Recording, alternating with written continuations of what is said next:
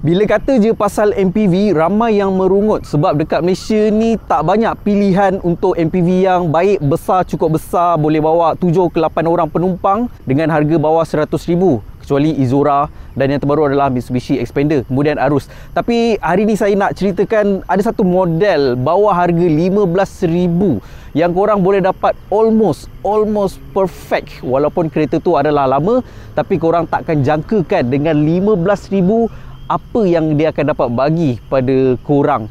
Kalau korang tengah cari sebuah MPV, bajet MPV, korang patut tengok video ni sebab pasti korang takkan dapat jangkakan apa yang Toyota Estima lama ni dapat bagi pada korang.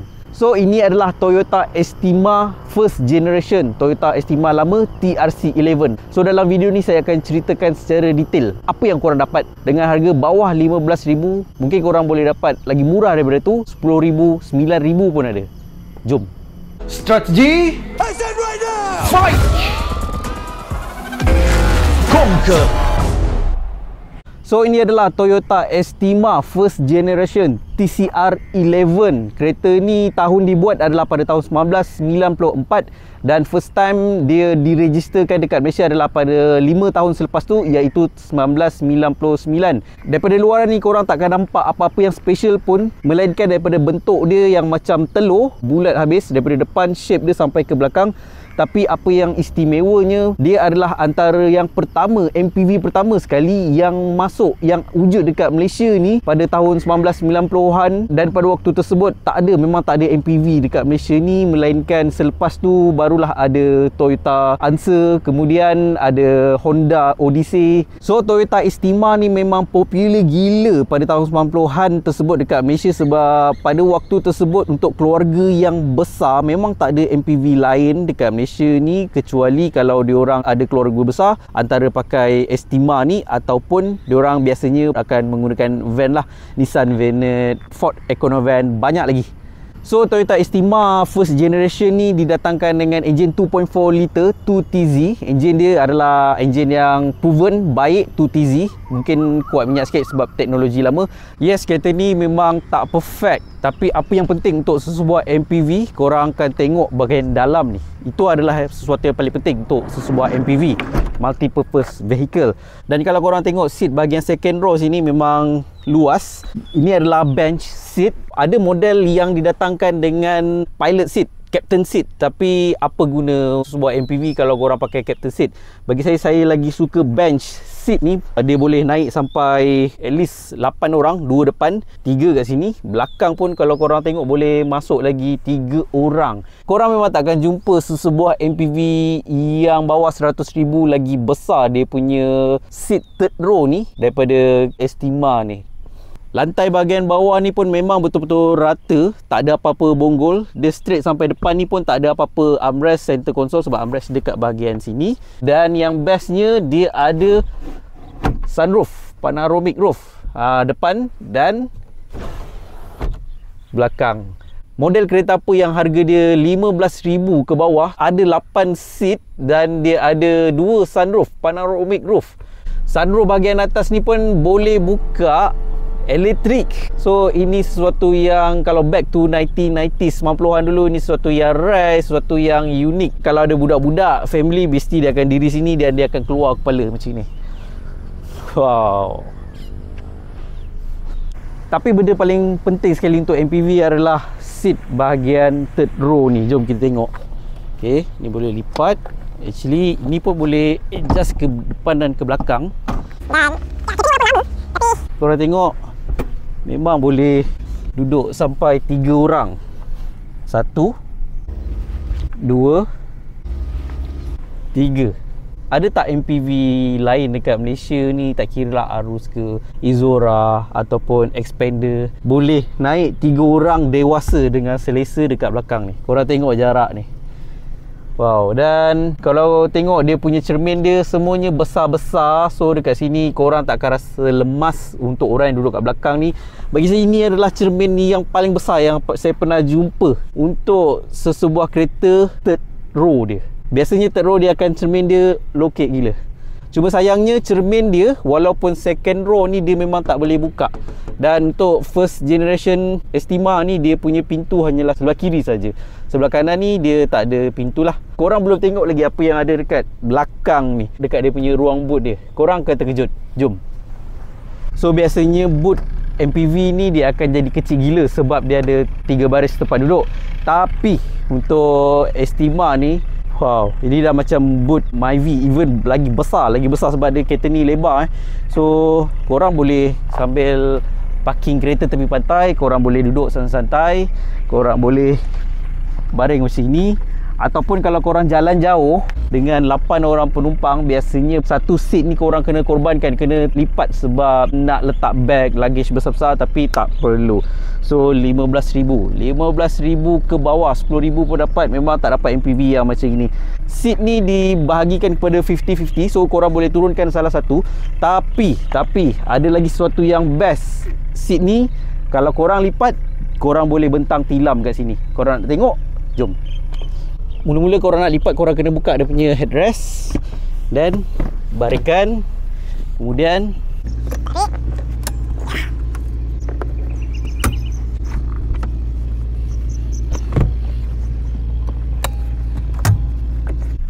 tada. Wow, memang luas gila. In fact, yang ini pun boleh adjust lagi ke depan, dan kalau nak baringkan salah satu pun boleh.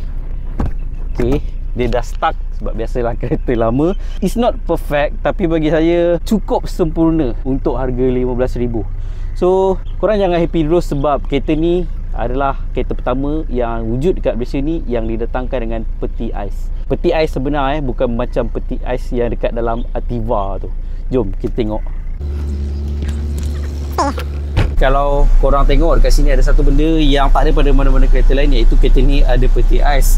Dan tada, actually benda ni dah tak berfungsi, tapi benda ni waktu asal dulu memang sebenarnya dia boleh berfungsi sebagai cooler. Kalau korang letak 18 ke Milo ke kan, jalan jauh memang berfungsi. Kalau korang beli kereta ni, korang boleh baiki ice, cool, hot pun boleh. Dan satu lagi, kereta ni kalau korang tengok, korang takkan jumpa dia punya gear lever, gear knob. Tak ada. Mana gear dia? Gear dia adalah ini. Ini bukannya signal ataupun wiper Ini adalah gear. Gear dia korang kena tekan. Okey, dia ada indikator dekat sini. P ke. Okey, tekan R, N, D dan sebagainya lah. So dia menjimatkan ruang kat tengah-tengah ni, dan dekat tengah-tengah ni kadang-kadang ada budak, korang letak bantal dia nak duduk ke. Kalau nak bersantai lah, kalau driving tak boleh lah sebab dia tak ada seat belt kat bahagian tengah-tengah sini. Dia ada 2 cup holder tapi dah tak boleh masukkan sebab dah tak berfungsi. Banyak benda yang dah tak berfungsi. Biasalah kereta yang dah 20 tahun tapi actually come on, 15,000 ke bawah boleh dapat. CD, kaset pun ada. Tapi kalau korang beli kereta ni, korang boleh tukarkan infotainment touchscreen ke yang ada reverse camera kan. Korang nak letak apa pun boleh. Dia ada sonar sensor, quite good untuk sebuah kereta pada era tahun 1990-an. Come on. Korang tengok dekat sini dashboard dia. Saya tertarik dengan bentuk dia yang rendah macam ni macam seolah-olah macam satu meja. Untuk wife korang letak apa-apa ke sementara belum jalan kereta kan. Nak letak makeup dia ke, macam meja solid pun ada. So kita nak buka dia, glove box dia. Wow, quite besar gila. Super besar. Atas ni ada sunroof, tapi dia tak boleh slide buka. Dia just boleh tilt up sikit saja. But okay, quite okay. Dekat tengah-tengah ni biasanya akan ada handbrake, parking brake. Tak ada. Korang tahu tak dekat mana dia letak? Okay. Toyota is so clever. Dia ada dekat sini. Wow. Ini handbrake dia. Oh, genius. Pada tahun 90-an, untuk Estima ni merupakan satu model yang sangat-sangat premium, MPV premium. Harga kereta ni pada waktu tersebut recon adalah lebih kurang 150,000. Memang nampak macam tak mahal. Zaman sekarang 150,000 dapat beli kereta apa je. Tapi pada inflasi pada waktu tersebut 150,000 tu agak banyak sebenarnya. Dan hari ni korang boleh dapat semua ni dengan harga tak sampai 15,000. So 90% harga dia dah turun. Of course banyak benda dekat sini yang dah outdated, yang dah rosak, macam aircon vent, aircon blower ni. Kalau nak beli kereta ni direct direct owner memang murah, tapi korang mungkin kena fix sendirilah. Tapi kalau beli daripada used car, mungkin korang boleh claim dengan dia, korang minta ni betulkan ke apa kan. So saya nak drive kereta ni, nanti kita ceritakan apakah kekurangan, kelebihan kereta ni. Mungkin daripada maintenance ke, kalau korang tertanya adakah patut beli kereta yang dah lebih daripada 20 tahun. So lepas handbrake, masuk gear, then here we go. So kereta ni adalah 2.4 liter. Dia punya road tax dia kalau 2.4 liter lebih kurang RM790, 40 sen tak silap saya, 800 lah. Of course road tax dia memang lebih mahal sikit, tapi berbaloi lah. Kalau korang dengan 800 tu korang boleh bawa 8 orang penumpang ke mana sahaja. Actually kereta ni tak sesuai kalau korang nak bawa daily drive sebab dia besar gila. Memang besar gila. Tapi kalau korang ada kereta ni, korang simpan untuk jalan jauh, memang sangat-sangat berbaloi. Daripada segi dia punya maintenance dia, of course, what do you expect untuk kereta yang dah usia 20 tahun. Tapi saya takkan recommend suatu kereta tu kalau kereta tu tak boleh dibeli langsung. Actually kereta ni boleh dibeli sebab ini adalah Toyota, dan Toyota proven terkenal dengan enjin yang sangat-sangat reliable. Enjin dia 2TZ ni kadang-kadang boleh tahan lebih daripada 20 tahun kalau korang jaga dengan betul. Mustahil kalau tak ada benda yang rosak. Semua kereta pun rosak termasuk Toyota. Tapi bila dah nama pun Toyota, dia punya kerosakan tu sangat-sangat minimum, boleh dikatakan reasonable dia punya kerosakan. Benda-benda yang sepatutnya korang tukar, perlu tukar, korang tukar lah kan. Macam fuel filter, ignition coil, benda-benda tu semua. Kalau korang beli kereta baru pun, kalau benda yang dah sepatutnya kena tukar, memang kena tukar juga. Apatah lagi kereta ni. So bagi saya kereta ni mungkin akan ada problem, tapi bukanlah problem yang memeningkan. Macam setengah brand dia punya problem dia, walaupun kereta baru, walaupun kereta Jerman, especially kereta-kereta yang canggih gila, tapi dia punya problem dia pening. Toyota ni teknologi dia memang dia kadang-kadang dia tak bagi full pun dengan underpower, sedikit underpower sebab yalah walaupun 2.4 liter dia cuma produce 135 horsepower dan body dia berat, tapi at least reliable, dia tak rosak. So kalau korang beli kereta ni, first kali korang kena look out, kena spend masa lebih sikit study pasal korang punya kereta tu punya engine, apa yang patut dah kena tukar, apa yang patut replace, dan korang buat regular service ikut masa, jaga dia baik-baik. InsyaAllah kereta tu akan boleh tahan lama lagi daripada jangka masa 20 tahun tersebut. Dan kalau saya beli kereta ni, kalau saya beli kereta Estima ni first generation lama macam ni, benda pertama ataupun benda yang paling saya akan fokus adalah daripada segi dia punya enjin dulu. Saya akan pastikan enjin dia saya boleh bawa jalan jauh, at least daripada sekarang Johor Bahru, boleh bawa pergi ke Mersing, boleh bawa pergi ke Kuala Lumpur, boleh bawa ramai orang kalau ada jemputan kahwin ke. Itu pun kalau PKP dah habis lah kan.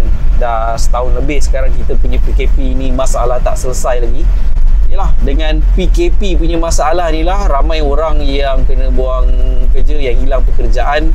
So mungkin bajet tak cukup, mungkin ini korang boleh considerkan kalau korang minat dengan Toyota Estima ni, dan kalau korang ada sebuah keluarga yang besar. So macam mana? 15,000 korang dapat 8 seater MPV, enjin Toyota, ada satu sunroof, satu panoramic roof, dan yang paling penting korang dapat space yang unlimited, besar gila. Korang tak perlu nak locate, nak letak bag ke apa ke semua, dengan harga 15,000. You couldn't ask more. 15,000 ke bawah. So saya harap penerangan saya tentang Toyota Estima ni boleh bantu korang kalau korang tengah cari sesebuah MPV, budget MPV. So terima kasih pada korang yang dah subscribe channel ni, dan pada korang yang belum subscribe lagi, kalau korang sukakan konten yang macam ni, kalau korang tengah cari MPV, saya akan lakukan banyak lagi video-video tentang MPV. Selepas ni ada satu lagi MPV yang baru sikit saya akan buat, masih lagi dalam jangka bawah RM30,000. Dan kalau korang nak tengok banyak lagi video-video yang bermanfaat macam ini, please smash button subscribe dekat bawah.